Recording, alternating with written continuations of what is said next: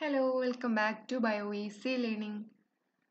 നമ്മൾ കഴിഞ്ഞ ക്ലാസ്സിൽ 2013 ഡിസംബറിലുള്ള എക്സാം നടത്തിയിട്ടുള്ളതിൻ്റെയൊക്കെ ക്വസ്റ്റ്യൻസ് ഡിസ്കസ് ചെയ്തു. അതിൻ്റെ ക്വസ്റ്റ്യൻ പേപ്പർ ഞാൻ അപ്ലോഡ് ചെയ്തിട്ടുണ്ടായിരുന്നു.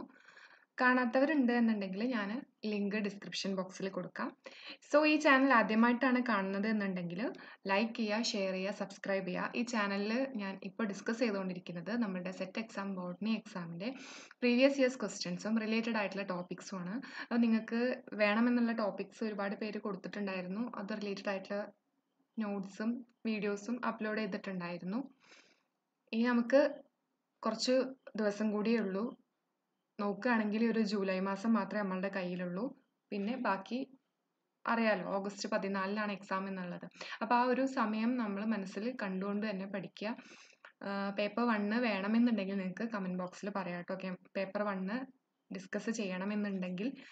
ഓക്കെ, അപ്പോൾ നമുക്ക് ക്വസ്റ്റ്യനിലേക്ക് കടക്കാം. ഇന്ന് നമ്മൾ ഡിസ്കസ് ചെയ്തിട്ടുള്ളത് 2015 ജൂണിൽ നടത്തിയിട്ടുള്ള ക്വസ്റ്റ്യൻ ആണ് ഡിസ്കസ് ചെയ്യാൻ പോകുന്നത്. സോ അതും ക്വസ്റ്റ്യനും പ്ലസ് ഇത് റിലേറ്റഡ് ആയിട്ടുള്ള കുറച്ച് കാര്യങ്ങൾ നമുക്കൊന്ന് ഡിസ്കസ് ചെയ്യാം. നിങ്ങൾക്ക് വേണമെന്ന് തോന്നുന്ന പോയിന്റുകൾ ഉണ്ട് എന്നുണ്ടെങ്കിൽ അത് നിങ്ങൾക്ക് എന്ത് ചെയ്യാം, നോട്ടിൽ ഒന്ന് നോട്ട് ചെയ്തിടാം. ഓക്കെ, അപ്പോൾ വീണ്ടും ഓർമ്മിപ്പിക്കുകയാണ്, ആകെ ഒരു മാസമാണ് നമ്മളുടെ കയ്യിലുള്ളത്. അത് നല്ല രീതിയിൽ തന്നെ ഉപയോഗിക്കാൻ നമ്മൾ ശ്രമിക്കുക. First question, protonema in the life cycle of Funaria is option A diploid, option B haploid, option C dihaploid, option D മീറോ diploid.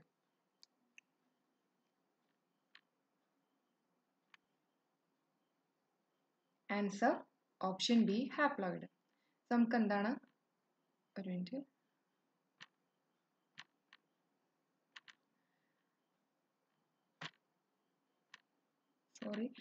Option B haploid. So എന്താണ് പ്രോട്ടോണിമ, അതിനെപ്പറ്റി ഒന്ന് നോക്കാം. Protonema occurs in the life cycle of Funaria. Okay, the spore is the first cell of gametophytic generation and it germinates to form a filamentous branched alga-like structure called protonema.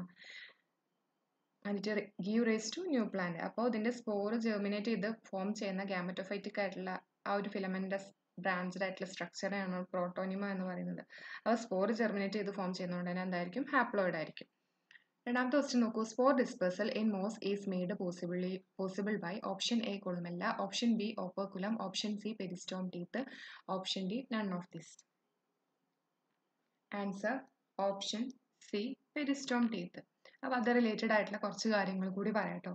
When a mature capsule begins to dry up, the thin-walled cells of the annulus break and the operculum is thrown away. അപ്പോൾ നിങ്ങൾ നമുക്ക് മോസിൻ്റെ ആ ഒരു സ്ട്രക്ചറൊക്കെ പഠിച്ചത് ഓർമ്മ ഉണ്ടോ എന്നുള്ളത് അറിയില്ല. ഒന്നുണ്ടെങ്കിൽ ജസ്റ്റ് ആ സ്ട്രക്ചർ ഒന്ന് ഗൂഗിൾ ചെയ്ത് നോക്കാം. Okay, dropping of this operculum is assisted by outward hygroscopic movement of the underlying peristomial teeth. Due to this movement, slits between the inner thin-walled peristomial teeth become wider and spore escape gradually through these slits.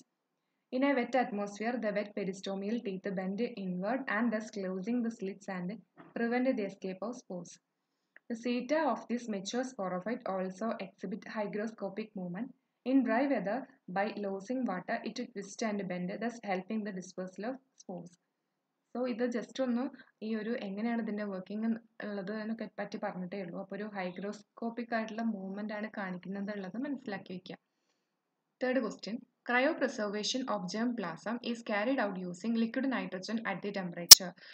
Option A minus 196 degrees Celsius, option B minus 80 degrees Celsius, option C 0 degrees Celsius, option D minus 20 degrees Celsius. അപ്പോൾ എന്താണ് answer? Option A minus 196 degrees Celsius. Cryopreservation is preservation at minus 196 degrees Celsius liquid nitrogen.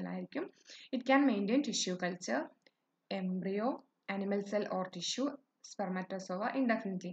അപ്പോൾ ഈ ഒരു question മാറ്റിയിട്ട് ഇപ്പോൾ എന്താ പറയുക, tissue culture അല്ലെങ്കിൽ എംബ്രിയോ ക്രയോ പ്രിസർവ് ചെയ്യുന്നതിന് വേണ്ടിയിട്ട് അതായത് സ്പെസിമെൻ മാറ്റിയിട്ട് വേണമെങ്കിൽ ക്വസ്റ്റ്യൻ ചോദിക്കാം. അപ്പോഴും എന്താണ്, ഈ ഒരു ക്രയോ പ്രിസർവേഷന് യൂസ് ചെയ്യുന്ന ടെമ്പറേച്ചർ എന്ന് പറയുന്നത് minus 196 degrees Celsius ആണ്.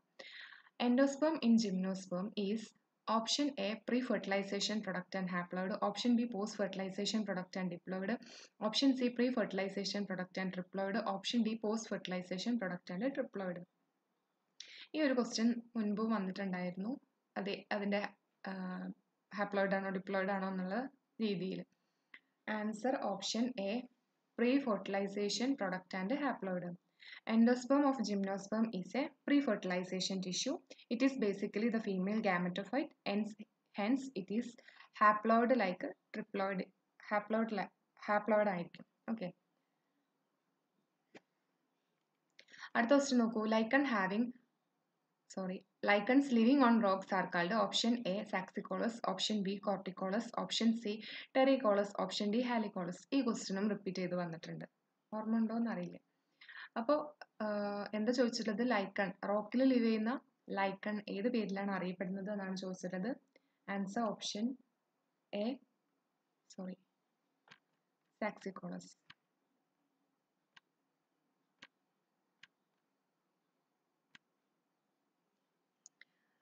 Saxicolous are the lichen that grow on rock. Corticolous are the lichen that grow on bark. ബാർക്കിൽ വളരുന്നതിന് corticolous എന്നാണ് പറയുന്നത്. Lignicolous എന്ന് പറഞ്ഞിട്ടുള്ള ലൈക്കൺ എന്ന് പറയുന്നത് ഗ്രോ ഓൺ വുഡ്, വുഡിൽ ഗ്രോ ചെയ്യുന്നതിനാണ്. ടെറിക്കോളസ് എന്ന് പറയുന്നത് സോയിലിൽ ഗ്രോ ചെയ്യുന്നതിനാണ് പറയുന്നത്. അപ്പോൾ അതൊന്ന് ജസ്റ്റ് മനസ്സിലാക്കി വയ്ക്കുക. ചിലപ്പോൾ ഈ ഒരു ഏരിയ മാറ്റിയിട്ടും ചോദിക്കാൻ ചാൻസ് ഉണ്ട്. When two ecosystems overlap each other, the area is called option A habitat, option B niche, option C ecotone, option D ecotype. എളുപ്പമുള്ള ക്വസ്റ്റ്യൻ ആണല്ലേ. Answer option C, ecotone. The overlapping between two ecosystems is considered as ecotone. It is the transition area between two biocommunities. Here, where both communities integrate each other and it may be local or regional. അപ്പോൾ നമുക്കറിയാം രണ്ട് bio communities എന്ത് ചെയ്യുന്നു, തമ്മിലുള്ള transition ഏരിയയാണ് നമ്മൾ എക്കോട്ടോൺ എന്ന് പറയുന്നത്. 7th question നോക്കൂ. Recently, 2013, Government of India notified one biosphere reserve. Choose the correct one from the following. Option A, Valley of Flowers. Option B, Nanda Devi. Option C, Nicobar Island. Option D, Seshachalam. Answer option C, Nicobar Island. അടുത്ത question നോക്കൂ. The modern synthetic theory of evolution is the consortium of the work by the number of scientists, namely T. Dobzhansky, R. A. Fisher, J. B. S. Haldane, Swal Reich, Ernest Mayr, and G. L. Stebbins. Name the two theories in science that are combined to form the synthetic theory of evolution. Option A, Darwin theory of natural selection, Lamarck theory of use and disuse. Option B, Mendel's theory of heredity and Haeckel's theory of ontogeny repels phylogeny. Option C, Darwin's theory of natural selection and Mendel's theory of heredity. Option D, Lamarck's theory of use and disuse and Haeckel's theory of ontogeny repeats phylogeny. Question, synthetic theory of എവല്യൂഷന് ഏതൊക്കെ രണ്ട് theory കൂടി ചേർന്നിട്ടുള്ളതാണെന്നുള്ളതാണ് ചോദിച്ചിട്ടുള്ളത്. Answer option C, Darwin's theory of natural selection and Mendel theory of heredity. അപ്പോൾ ഈ ഒരു synthetic theory of evolution തന്നെയാണ് നിയോ ഡാർവിനിസം എന്ന പേരിൽ അറിയപ്പെടുന്നത്. Neo Darwinism is also known as synthetic theory of evolution or മറ്റൊരു പേരാണ് മോഡേൺ സിന്തസിസ് ഓഫ് എവല്യൂഷൻ എന്ന് പറയുന്നത്. It is the current theory which considers organic evolution as change in gene frequencies due to random mutation with natural selection serving as the most important cause of such changes. Okay, ഈ ഒരു theory പ്രകാരം organic evolution എന്ന് പറയുന്നത് സംഭവിക്കുന്നത് change in gene frequencies, random mutation മൂലം ഉണ്ടാകുന്ന gene frequency മൂലവും അതുപോലെ തന്നെ നാച്ചുറൽ സെലക്ഷൻ മൂലവുമാണെന്നാണ് പറയുന്നത്. In simple term, it can be defined as the theory which holds the organic evolution occurs by the natural selection of genetically modified characteristics. Okay, ഇനി അടുത്ത ക്വസ്റ്റ്യനിലേക്ക് പോവാം. അടുത്ത question, DNA supercoiling is the over or under winding of DNA strand and is an expression of this strain on that strand. This helical winding of DNA molecule is removed by the activity of an enzyme. Option A, DNA polymerase. Option B, DNA primase. Option C, DNA helicase. Option D, DNA topoisomerase.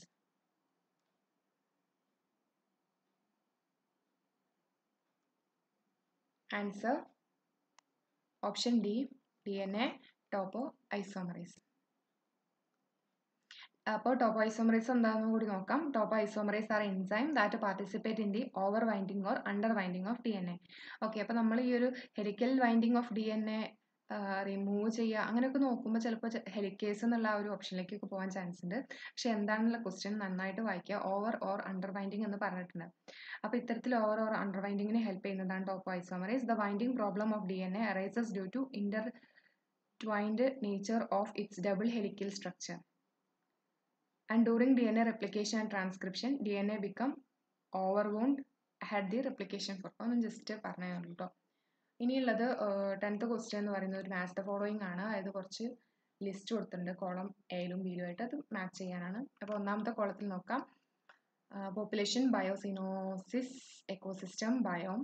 Then list 2 എന്ന് പറഞ്ഞിട്ടത് large naturally occurring community of flora and fauna occupying a major habitat, assemblage of all the individual belonging to different species occurring in the same geographical area, group of similar individual belonging to the same species found in an area, interaction between the living organism and their physical environmental components, classification of species assemblage based on the type of environment.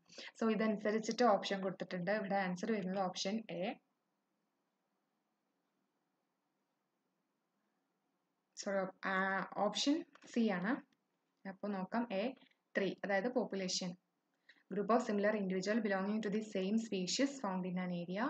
Then B എന്ന് പറയുമ്പോൾ 2 assemblage of, അതായത് biocoenosis എന്ന് പറയുന്നത് assemblage of all the individual belonging to different species occurring in the same geographical area. C4 ecosystem, interaction between the living organism and the physical എൻവയോൺമെന്റൽ component. D biome ആണ്. അതായത് 1 large naturally occurring community of flora and fauna occupying a major habitat.